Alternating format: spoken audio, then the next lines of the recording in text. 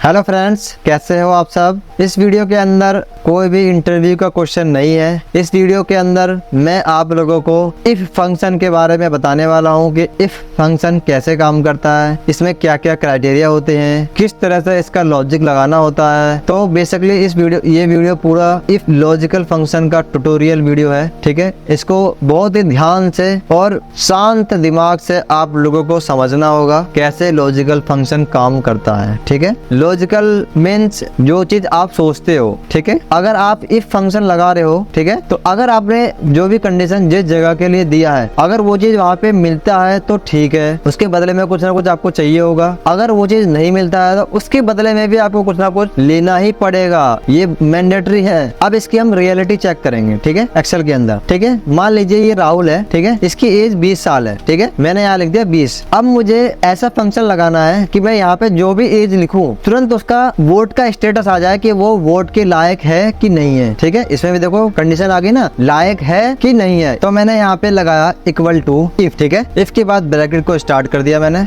उसके बाद आपसे पूछा जाएगा लॉजिकल टेस्ट, मतलब कि कहाँ पर आपको लॉजिक का कंडीशन लगाना है। मुझे यहाँ पे लगाना है और साथ में यहीं पे कंडीशन भी देनी है आपको कि यदि B2 में लेस देन इक्वल टू, ठीक है, या ग्रेटर देन इक्वल टू 18, मतलब कि यदि B2 में जो भी वैल्यू होगी वो 18 या 18 से ऊपर होगी। ठीक है, ये हमारा कंडीशन है। ठीक है, ये हमने कंडीशन दिया इसको इफ को। ठीक है, अब कोमा जो मैंने कंडीशन दिया अगर वो फुलफिल हो जाता है तो आपको क्या चाहिए, जैसे कि यहाँ पे लिखा हुआ है वैल्यू इफ ट्रू, मतलब कि जो मैंने कंडीशन दिया अगर वो करेक्ट होता है तो मुझे यहाँ पे चाहिए इनवर्टेड कोमा के अंदर वैलिड फॉर वोट। ठीक है, इनवर्टेड कोमा क्लोज। यदि यहाँ पर B2 में 18 या 18 से ज्यादा आता है तो उसके बदले में यहाँ पे लिखा हुआ आ जाएगा वैलिड फॉर वोट, फिर कोमा। ठीक है, अब यहाँ पे लिखा हुआ आ रहा है वैल्यू इफ फॉल्स, यानी कि जो हमने कंडीशन लगाई है कि 18 या 18 से ज्यादा होगी, B2 के अंदर 18 या 18 से ज्यादा होगी, उसके बदले में वैलिड फॉर वोट आ जाएगा। अगर